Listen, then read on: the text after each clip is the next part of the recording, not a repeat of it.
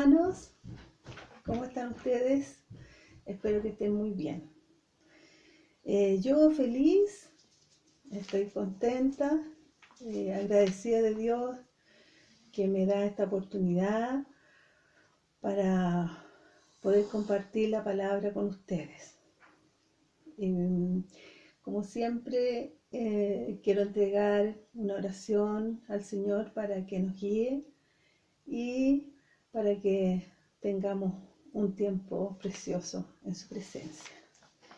Querido Padre, en esta mañana yo te doy gracias por este día precioso que usted nos da. Gracias por su misericordia, por su amor.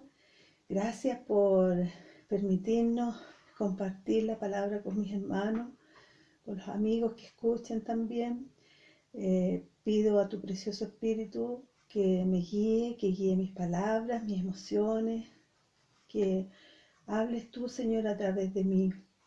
Te doy gracias, Padre mío, tome el control de esta preciosa reunión y ayúdanos, Señor, a estar siempre, Señor, en tu presencia, a amarte y adorarte, porque tú eres un Dios hermoso, lleno de amor, lleno de misericordia.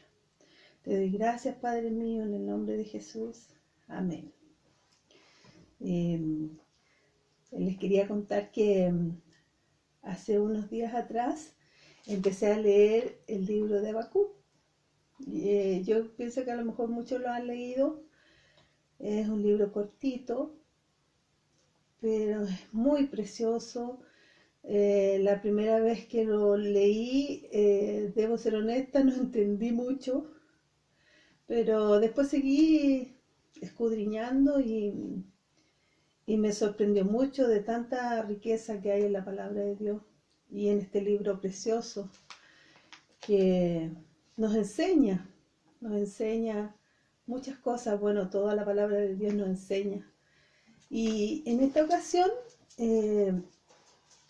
yo les quería comentar una parte de una porción de este hermoso libro y contarles que me impresionó de tal manera, porque si bien es cierto que este libro fue escrito aproximadamente 600 años antes de nuestro Señor Jesucristo, antes que Él viniera a esta tierra,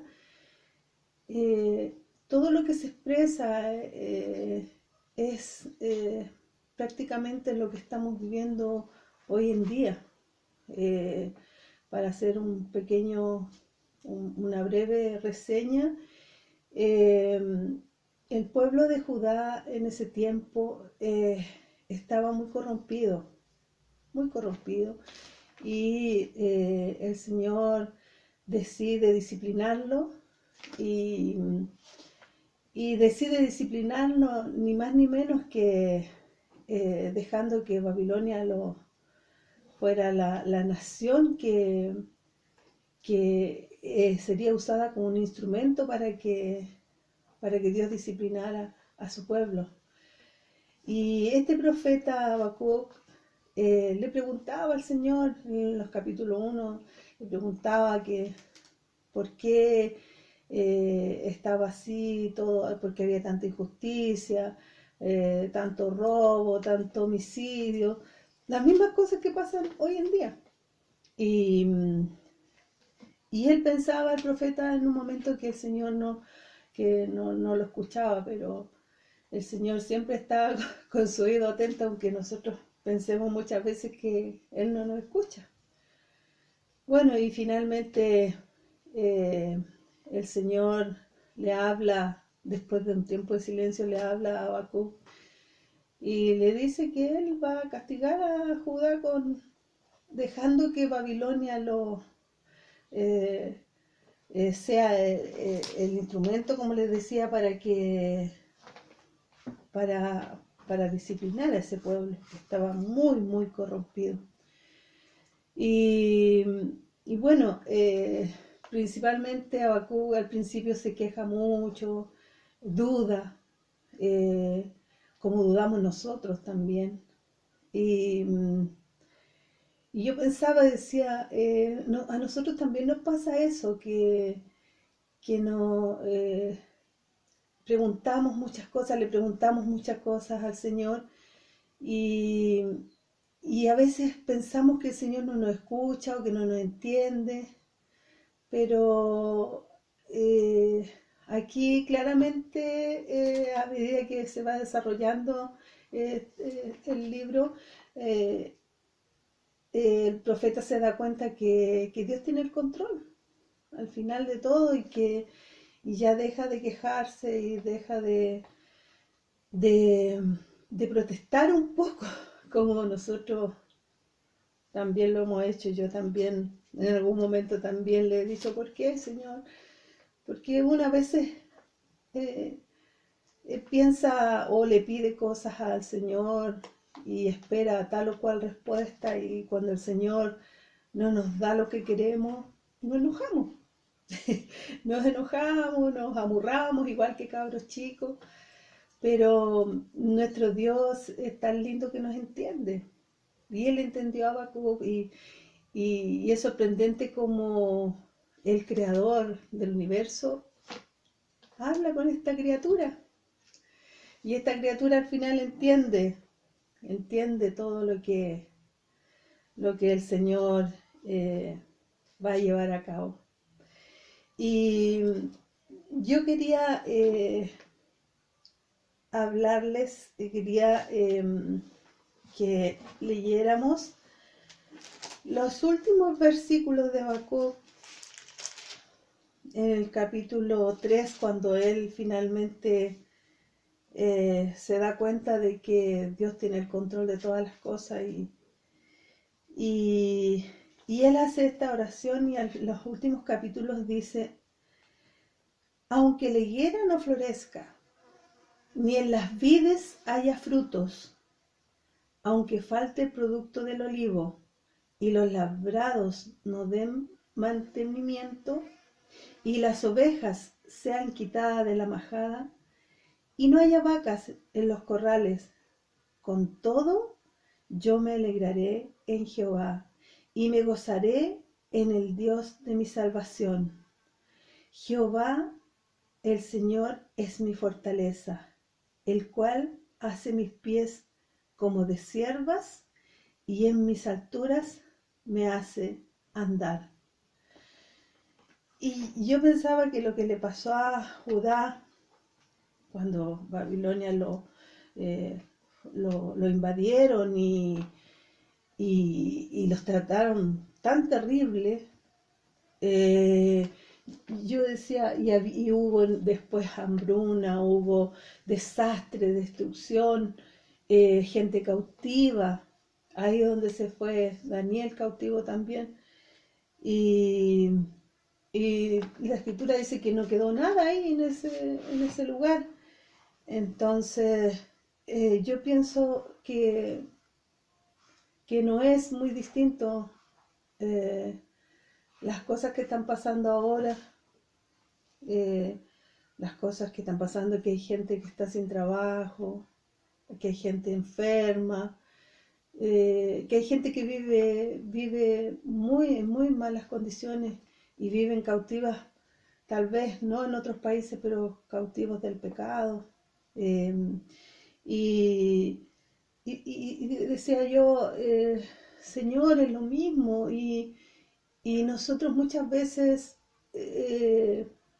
tendemos a olvidarnos que Dios tiene el control de todas las cosas. Y también a mí me pasa, por ejemplo, el otro día que ayer creo que vi en las noticias, lo de la madre de esa pequeña, de esa Lolita, esa jovencita que mataron, Ámbar. Y uno ve tantas cosas en la televisión, tantos desastres, tanto gente que está sumida en las drogas, tantos asaltos y tantas cosas. Entonces, yo digo, es algo parecido a lo que estamos viviendo ahora Y a veces pensamos que Dios, y sobre todo la gente que no cree en el Señor, dice, "Ah, ¿dónde está tu Dios?" Eh, y los malos prosperan, la gente que hace maldad está bien, y a veces nosotros mismos, la gente cristiana, muchas veces no tiene cosas que otros tienen. Me estoy refiriendo a las cosas materiales, porque lo espiritual es invaluable, pero hay gente que avanza, hay gente que le va bien en todo, que tienen casas, autos, eh, yates, todo lo que puedan necesitar lo tienen a destajo, y otras personas viven en pobreza. Entonces es la misma desigualdad que ha habido siempre, y la gente a veces se olvida de que hay un Dios, que hay un Dios en los cielos. Y la gente sigue pecando, la gente sigue en sus cosas pensando que le va bien, tienen de todo, lo pasan bacán, como dicen los jóvenes, lo pasan bien, y pecan y siguen en lo mismo y siguen lo mismo. Pero va a llegar un día en que Dios va a, a levantarse, y Dios no olvida el pecado. Él va a juzgar. Así como también juzgó a Babilonia, porque Babilonia, después de que tuvo como más de 60 años, los medopersas lo invadieron a ellos también, después que ellos hicieron tanta maldad. Entonces ahora mismo yo lo que veo que hoy en la era moderna, en nuestra era, es lo mismo, o sea, es lo mismo. La gente supuestamente le va bien, la gente tienen todo lo que ellos necesitan, pero están envueltos en pecado. Y el Señor, en algún minuto, que el tiempo que Él decida, va a juzgar el pecado. Entonces, nosotros a veces como hijos de Dios nos quejamos, a veces, pucha, a veces porque no recibimos tal o cual cosa, porque no tenemos tal y tal cosa, nos quejamos, y como que nos olvidamos un poquitito del Señor, nos olvidamos que Él está en su trono, Él está ahí, y que Él tiene, como yo les he dicho otras veces, el control de todo. Entonces, si Dios tiene el control de todas las cosas, nosotros deberíamos estar absolutamente confiados, deberíamos estar contentos, y a pesar de lo que estemos pasando, a pesar de que tengamos problemas con nuestros esposos, o los que están casados, o con los hijos, o que no estemos sin trabajo, a pesar de todas las cosas, confiar, confiar en que tenemos un Dios. Y aunque no haya nada, aunque no quede nada, como aquí decía, que no, aquí lo que decía Habacuc, que está todo, va a haber hambruna, desastre, destrucción total, gente cautiva, no quedará nada, nada. Y aunque a veces a nosotros no nos quede nada, nada material, tenemos a Cristo. Aunque no tengamos nada, tenemos a nuestro Señor. Y yo quería, hermanos, decirles que sigamos confiando en el Señor, que Él tiene todo bajo control, todas las cosas, todo, todo. Y en algún momento Él va a juzgar todo el pecado y todas las injusticias, porque es cosa de ver un poquito más la televisión nomás, que yo veo muy poco, pero es cosa de ver la televisión y ver que la justicia ya no es justicia. Sueltan a los presos, los malvados andan libres. No es algo muy diferente a través de la historia, la injusticia, y los ricos tratan mal a los pobres, en fin, todas esas calamidades siempre han existido y van a existir, pero nosotros tenemos que traer a la memoria las cosas buenas que el Señor ha hecho con nosotros, todo lo que Él ha hecho con nosotros, todo lo que Él nos ha dado, nos ha dado lo mejor, lo más hermoso, que es su Hijo precioso. nos ha dado todo. Yo pienso que un verdadero creyente, aunque a veces nos sintamos dudas, porque Habacuc sintió dudas y todo eso, todo es normal que tengamos dudas y todo, y que también nos quejemos, pero la idea es no quedarse ahí, no quedarse en la queja y en la duda, sino que salir de ahí, confiar, confiar y aprender a dejar todas nuestras cargas, todos nuestros temores en los brazos del Señor, porque Él es el que nos dará la victoria y es Él el que está siempre, siempre con nosotros.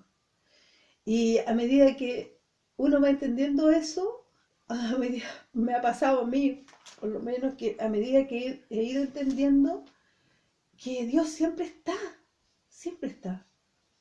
Y aprender a que también Dios no siempre nos va a dar todo lo que nosotros queramos. Y cuando el Señor no nos dé todo lo que nosotros queramos es porque Él sabe todo, es omnisciente, Él sabe todo. Entonces a veces queremos pedirle algo que a lo mejor no nos va a hacer bien. Entonces el Señor nos puede decir sí, nos puede decir no, o nos puede decir espera. Pero saber que tenemos un Dios grande y maravilloso. Un Dios que todo lo puede. Un Dios que está en su trono, sentado, viendo todo lo que sucede en la tierra. Él, aunque parezca que está en silencio, no es así. Porque Él está pendiente de todas las cosas. Dice la palabra que ni un pajarillo cae sin que Él lo sepa. También dice que tenemos contados nuestros cabellos. El Señor es eterno, el Señor es lo máximo. Y nosotros tenemos que seguir confiando en Él, seguir confiando.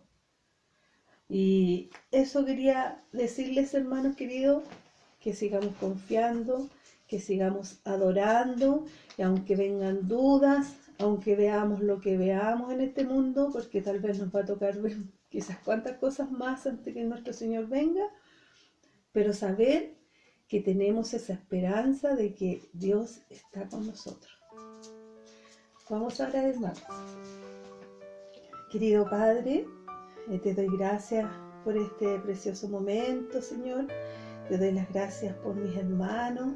Le pido que bendiga a cada uno de ellos, sus hogares, sus familias, Señor. Que nada les falte, Señor. Que usted les provea todo lo que necesitan, lo material, lo espiritual, Señor. Y que aprendamos, Señor, junto a ti, de tu mano, Señor, a confiar. Porque sé, Señor, que estando tomados de tu mano, Señor, estaremos seguros. Por eso, Señor, yo te pido que entendamos, Señor, que usted tiene todo bajo control, que usted, Señor, es el alfa y la omega, es eterno, que usted sabe todas las cosas, Señor. Y nosotros, Señor, no nos queda solamente que adorarte, bendecirte, honrarte, darte toda la gloria a ti, Señor, a tu Hijo precioso y a tu Espíritu Santo. Gracias, Padre eterno, por ese amor que cada día usted nos da. Gracias, gracias, Padre, por todas sus maravillas. Te doy las gracias en el nombre de Jesús. Amén. Bueno, hermanos, eso sería lo que quería compartir con ustedes. Quiero decirles que los quiero mucho, que los amo y que ya prontito vamos a estar juntos. Así que les mando muchas bendiciones a cada uno. Y nunca se olviden que nuestro Dios es eterno y está sentado en su trono y nos mira y nos ama.